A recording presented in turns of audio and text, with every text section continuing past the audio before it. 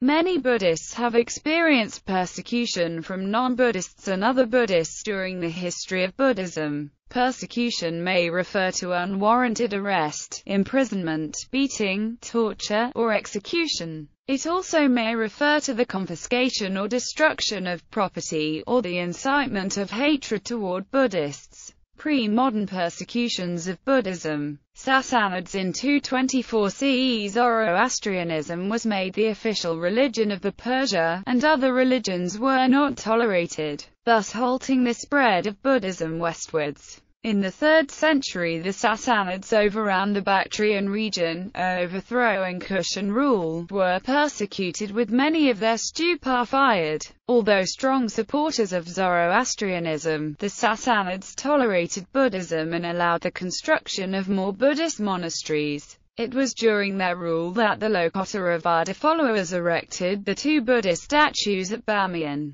During the second half of the 3rd century, the Zoroastrian high priest Kurda dominated the religious policy of the state. He ordered the destruction of several Buddhist monasteries in Afghanistan. Since the amalgam of Buddhism and Zoroastrianism manifested in the form of a Buddha Mazda deity appeared to him as heresy. Buddhism quickly recovered after his death. Persecution under the Shunga. Pushaya Mitra Shunga assassinated the last Mauryan emperor Bhadrata in 185 BCE, and subsequently founded the Shunga dynasty. From the mid-3rd century BC, under Ashoka, Buddhist proselytization had begun to spread beyond the subcontinent. Buddhist texts such as the Ashoka-Vardhana and Divyavadana, written about 4 centuries after his reign, contain accounts of the persecution of Buddhists during his reign. They ascribe to him the raising of stupa and viharas built by Ashoka, the placement of a bounty of 100 dinaris on the heads of Buddhist monks, and describe him as wanting to undo the work of Ashoka. However, some historians have rejected Pushaya Mitra's persecution of Buddhists, and the traditional accounts are often described as exaggerated. The Ashoka-Vardhana legend has been likened to a Buddhist version of Pushaya Mitra's attack of the Mauryas, reflecting the declining influence of Buddhism in the Shunga imperial court.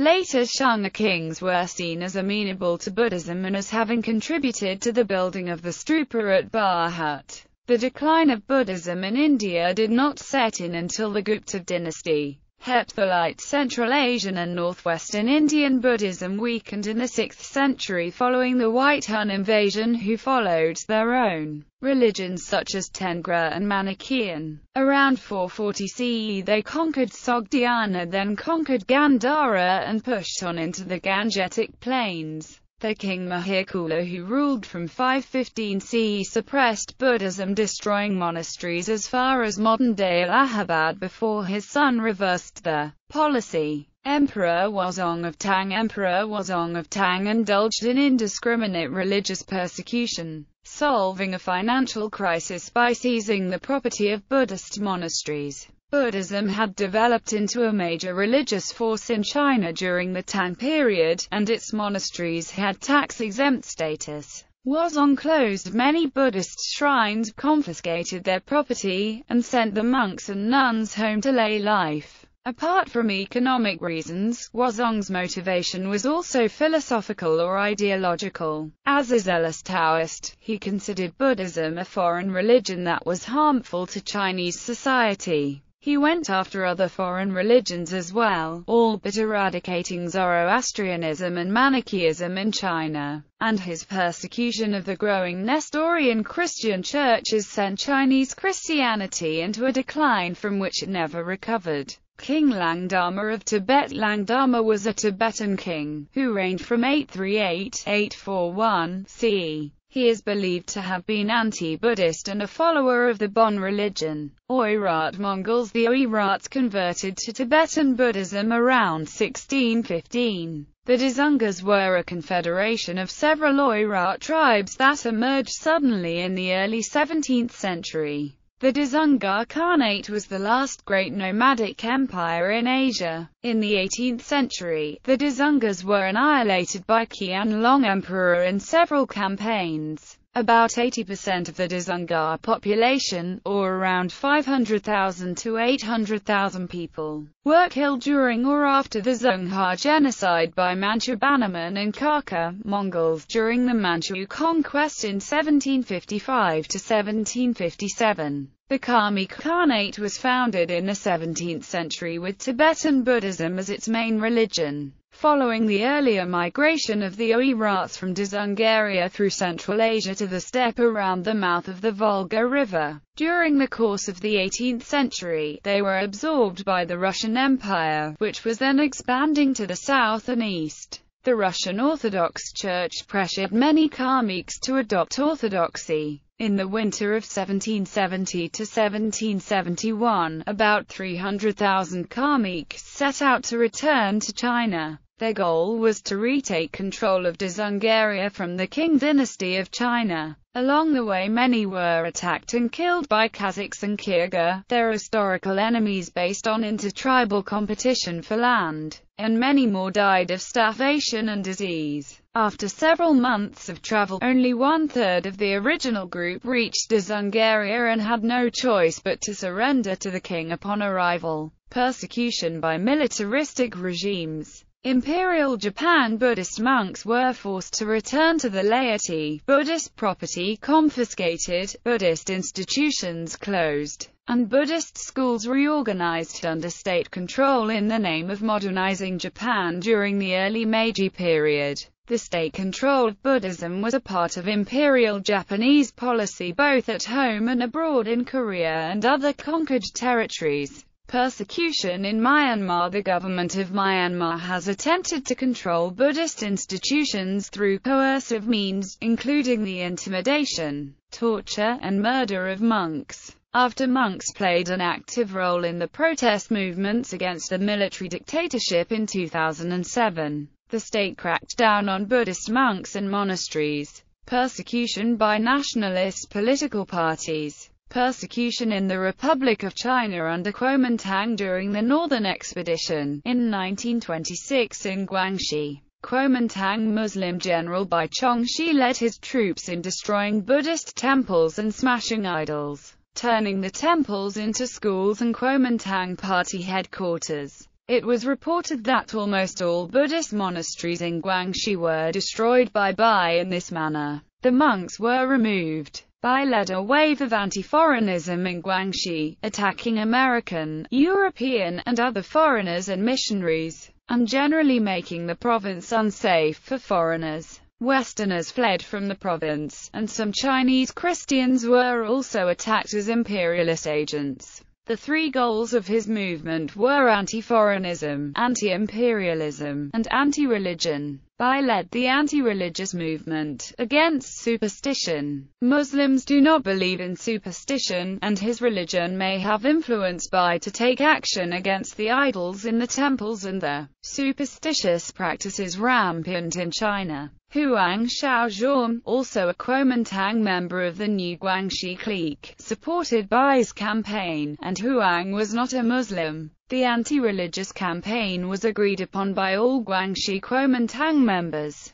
During the Kuomintang pacification of Qinghai, the Muslim general Ma Bufang destroyed Tibetan Buddhist monasteries with support from the Kuomintang government. Ma served as a general in the National Revolutionary Army, and sought to expand the Republic of China's control over all of Qinghai, as well as the possibility of bringing Tibet back into the Republic by force. When Ma Bufang launched 7 expeditions into Golog, killing thousands of Tibetans, the Republic of China government, known as the Kuomintang, supported Ma Bufang. Ma was highly anti-communist, and he and his army wiped out many Tibetans in the northeast and eastern Qinghai, and destroyed Tibetan Buddhist temples. Persecution by Christians. South Korea. Some South Korean Buddhists have denounced what they view as discriminatory measures against him and their religion by the administration of President Lee Myung-bak, which they attribute to Lee being part of the Somang Presbyterian Church in Seoul. The Buddhist Jogye order has accused the Lee government of discriminating against Buddhism and favoring Christianity by ignoring certain Buddhist temples but including Christian churches in certain public documents. In 2006, according to the Asia Times, Lee also sent a video prayer message to a Christian rally held in the southern city of Busan in which the worship leader prayed feverishly, "Lord, let the Buddhist temples in this country crumble down." Further, according to an article in Buddhist Christian Studies, over the course of the last decade, 1990s, a fairly large number of Buddhist temples in South Korea have been destroyed or damaged by fire by misguided Christian fundamentalists. More recently, Buddhist statues have been identified as idols, and attacked and decapitated in the name of Jesus. Arrests are hard to effect, as the arsonists and vandals work by stealth of night. A 2008 incident in which police investigated protesters who had been given sanctuary in the Jogye Temple in Seoul and searched a car driven by Jigwan, executive chief of the Jogye order, led to protests by Buddhists who claimed police had treated Jigwan as a criminal. In March 2009, in an effort to reach out to Buddhists affected by recent events,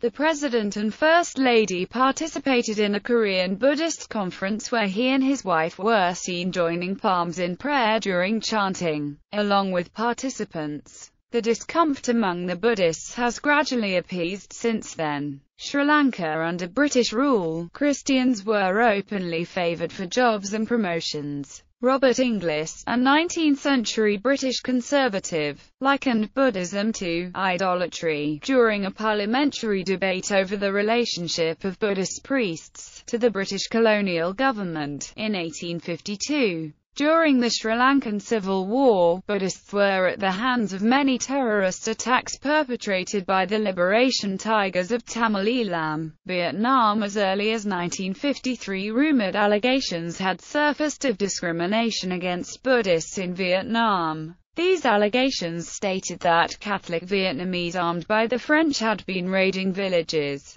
By 1961, the shaking of pagodas in Vietnam was being reported in the Australian and American media. After the Catholic Ngo Dinh Diem came to power in South Vietnam, backed by the United States, he favoured his relatives and co-religionists over Buddhists. Though Buddhists made up 80% of Vietnam's population, Catholics were favoured for high positions in the army and civil service. Half of the 123 National Assembly members were Catholic. Buddhists also required special government permits to hold large meetings, a stipulation generally made for meetings of trade unions. In May 1963, the government forbade the flying of Buddhist flags on Vesak. After Buddhist protesters clashed with government troops, 9 people were killed. In protest, the Buddhist monk Thich Quang Thc burned himself to death in Saigon. On August 21, the Xali pagoda raids led to a death toll estimated in the hundreds. Persecution by Hindus. India. The first alleged persecution of Buddhists in India placed in the 2nd century BC by King Puttaya Mitra. There is also mention of the Hunnic onslaught on Taxila, the persecution of Buddhist monks by Mihir Kula. Nepal. The banishment of Buddhist monks from Nepal was a part of a government campaign to suppress the resurgence of Theravada Buddhism in Nepal in the early decades of the 20th century. There were 2 deportations of monks from Kathmandu, in 1926 and 1944. The exiled monks were the first group of monks to be seen in Nepal since the 14th century. They were at the forefront of a movement to revive Theravada Buddhism which had disappeared from the country more than 500 years ago. The Rana regime disapproved of Buddhism in Nepal Bhasa, the mother tongue of the newer people. It saw the activities of the monks and their growing following as a threat. When police harassment and imprisonment failed to deter the monks, all of whom were Newars, they were deported. Among the charges made against him were preaching a new faith, converting Hindus, encouraging women to renounce and thereby undermining family life, and writing books in Nepal Bhasa.